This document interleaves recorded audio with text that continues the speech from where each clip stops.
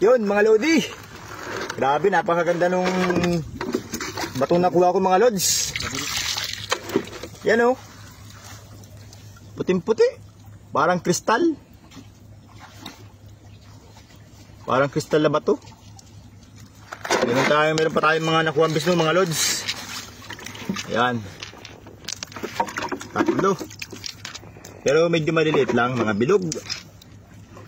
Ayan mga lods, ang ganda. Parang pambala sa ano, tirador. Oh, di ba? Ang ganda niya. Meron pang maliit. Ang ganda nito. Sabi daw nung iba, ano daw ito eh, meteorite. Bulalakaw daw na ano, nagbitak-bitak. Pero ito ang maganda po mga lods, oh. Ganda ng bato. Parang ano talaga siya, oh. Pag tinignan mo sa sikat ng araw, ganda. Basagin natin kung anong ano nito, laman. Wala na siguro itong laman eh. Parang may dilaw sa loob ba? Pala matigas.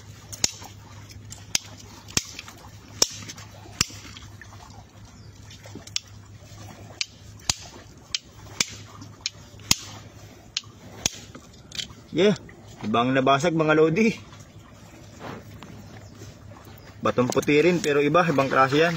Ito matigas. Tigas ito. Ito yung bis na mababasag kaya ito. Pero mga lods, napakatigas ito.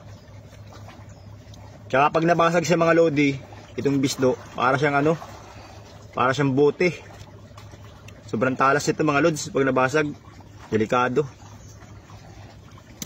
Ito ang ginabasag kung malaki.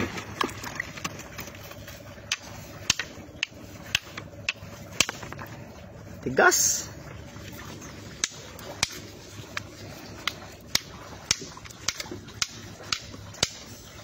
Mga lods, ay mabasag, matigas talaga.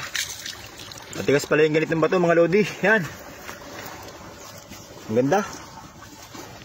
Parang kristal. Meron pa tayong 3 bisno na nakuha. Ayan. Pero mag-head muna tayo. Ipunin natin to mga lods. Baka balang araw may bumili niyan. May bato pa. Ganda nitong bato na to. Natin ang kapalaran.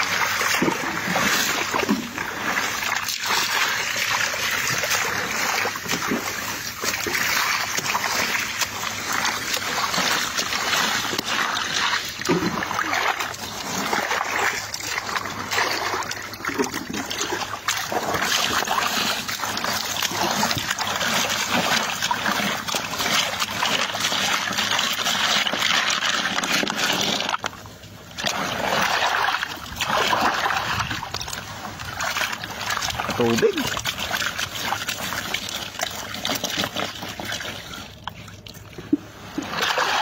Tubig mga lodi. Hindi makita ang ginto. Next time na lang tayo makapagadgad.